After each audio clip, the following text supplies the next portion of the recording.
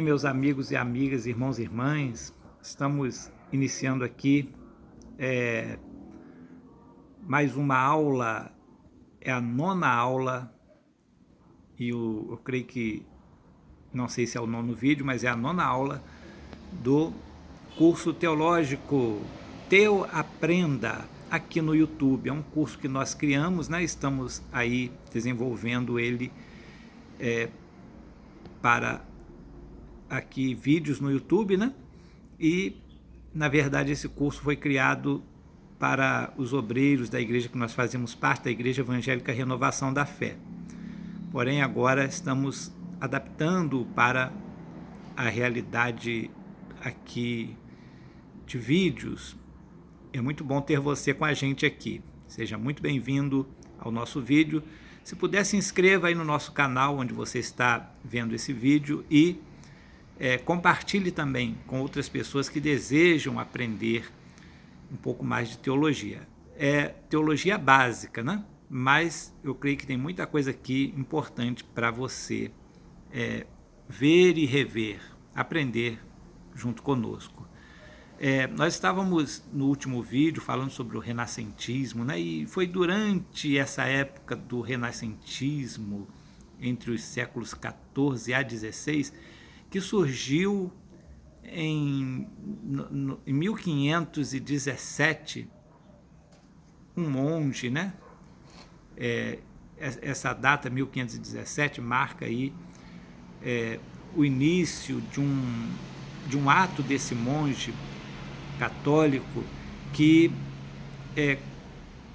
criou tanto efeito, né? Teve tanto efeito no mundo todo, principalmente no aspecto religioso, e também modificou muita coisa na política. Esse pensamento religioso começou a modificar muita coisa na política, né? A igreja, na verdade, as religiões, elas têm um poder de modificar o pensamento dos indivíduos, né?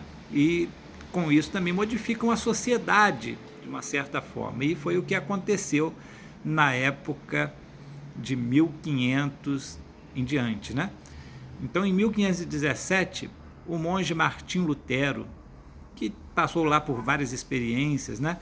Ele afixou 95 teses baseados na Bíblia, em que ele coloca nessas teses muitas coisas contrárias à doutrina da Igreja Católica.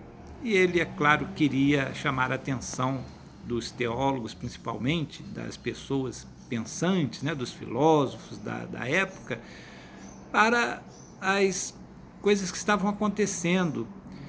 Eram vendidas indulgências e havia assim, um apelo muito forte à venda dessas indulgências para a construção lá da Catedral de São Pedro, em Roma, né? E, na verdade, havia assim, um abuso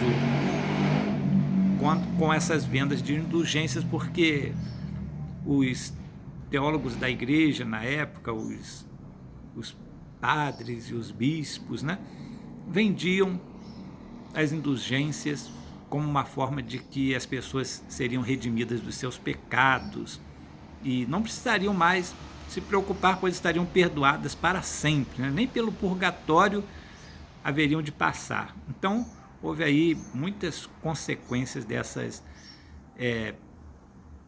atuações, né? Dessa venda de indulgências, e Lutero, não só ele, mas muitos outros teólogos, até mesmo da Igreja Católica, eram contra este tipo de situação e muitas outras coisas, né? Então, Lutero afixou lá as 95 teses que, baseadas na Bíblia, falavam que a Bíblia tinha autoridade suficiente para mostrar a verdade às pessoas, né? E a sua fé era praticamente mantida através da Bíblia, né? Através da fé prática pessoal e, é claro,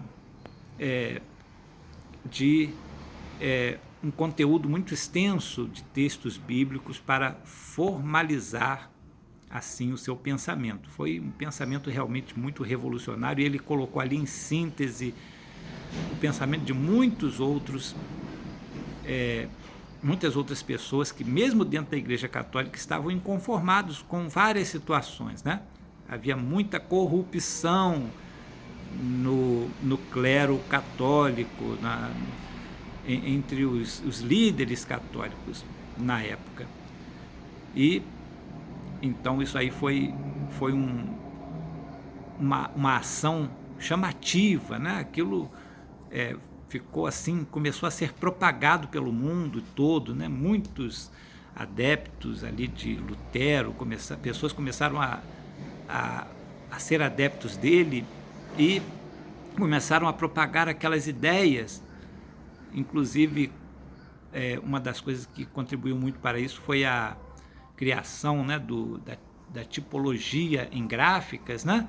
E tanto que depois foi escrita e colocado aí à venda muitas bíblias através dessa máquina, né? O tipógrafo, e imprimia-se livros e mais livros, e muitas pessoas chegaram assim a conhecer as doutrinas bíblicas defendidas por Lutero. E, é claro, muitos outros livros, né, que também circulavam na época através dessa nova tecnologia deles, né, que havia naquele tempo. Então, foi algo assim muito surpreendente. E aí começou o movimento chamado Reforma Protestante. E esse movimento culminou na criação da Igreja Luterana. Embora eu creia que não fosse assim inicialmente o plano de Lutero, porém, ele acabou tendo que realizar e consolidar essa criação desta igreja, né, que era frontalmente contrária a, digamos assim, a dominação do Papa, né? Então a primeira igreja protestante que surgiu foi a igreja luterana. E é claro, o luteranismo ou o protestantismo teve várias vertentes, né? Começaram a surgir outras vertentes também, como por exemplo de Calvino, né? Os calvinistas e tal, e outros, né, que houveram na época. Porém, houve também algumas coisas que, fora da religiosidade, fora dos conceitos religiosos, também fizeram parte deste tempo, né, em que houve a reforma. Não foi só uma reforma religiosa, mas atingiu também a sociedade como um todo, né, nos campos da política e no campo econômico, né? No campo da política, muitos reis queriam, né, com a criação das monarquias, né, que estavam substituindo os regimes, ou o regime feudal, né, que era praticado na Europa em toda a Idade Média. Então começou a se assim, os reis, né, muitos reis começaram a se interessar, muitos príncipes, né, muitos administradores locais começaram a se posicionar ao lado da doutrina de Lutero, porque ela dava assim uma abertura para que eles pudessem, digamos assim, chegar ou aumentar o seu poderio sobre as instituições, inclusive as instituições eclesiásticas da igreja, ou no caso das igrejas que começaram a surgir, né? Principalmente da Igreja Católica, que era muito poderosa no sentido de ter muitas instituições no mundo todo, né? Principalmente na Europa. Era muito forte esse movimento católico e começou a se criar esse movimento forte também do lado protestante, né?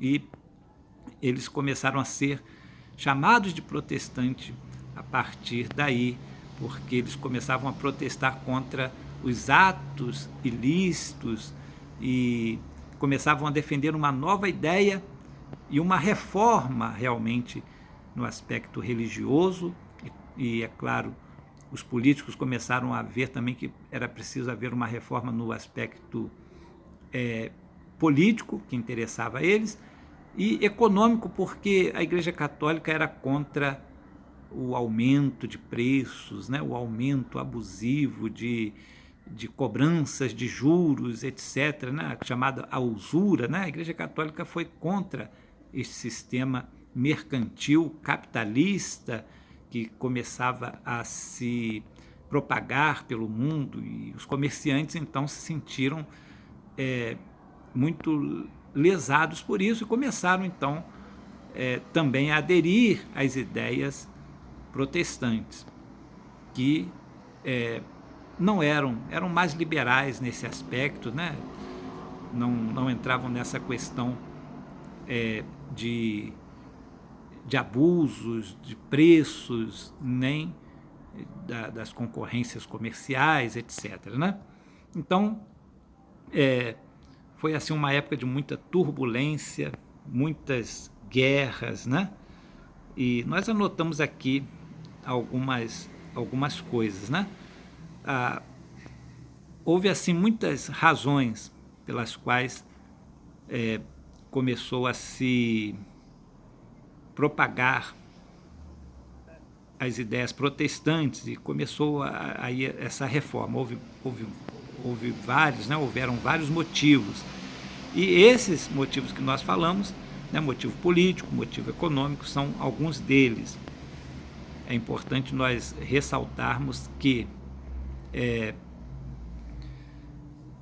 as igrejas, né? Ou a Igreja Católica, também logo depois dessas iniciativas protestantes, né?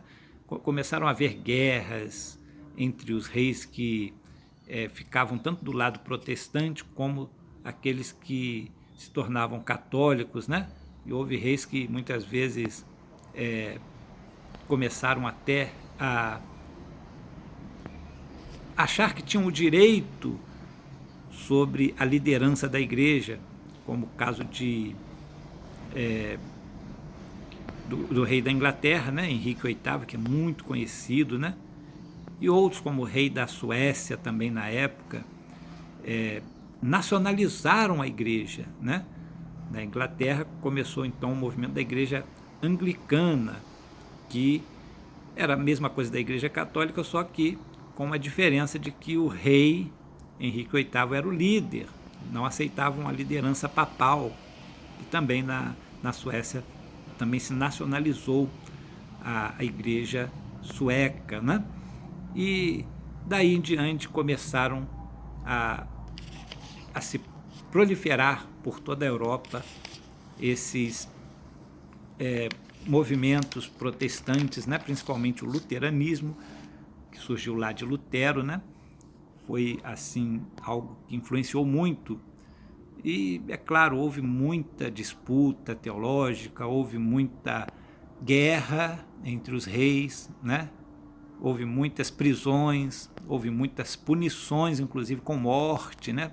Muitas prisões e punições com morte, tanto de uma parte como de outra, né? Tanto os protestantes, quando dominavam, eles prendiam e castigavam e até matavam os que eram considerados contrários às suas ideias, como também os católicos. Os reis católicos fizeram isso, né? As leis eram de acordo com o próprio imperador se posicionasse, né? Se era um imperador ou um governo católico, então os protestantes sofriam, eram perseguidos.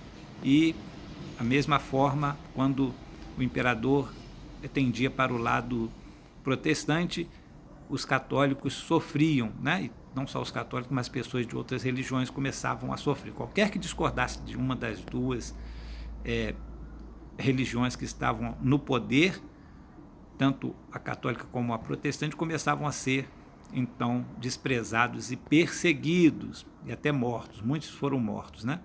Então começou a haver aí logo mais adiante, né, alguns aspectos que foram revolucionários também, até mesmo para a Igreja Católica, porque a Igreja Católica viu a necessidade de haver alguma coisa, eles tinham que fazer alguma coisa para parar com isso. Então, em 1955 foi criado um acordo, né? Os principais líderes dessas igrejas se reuniram e criaram um acordo chamado de Paz, né? De Wittenberg.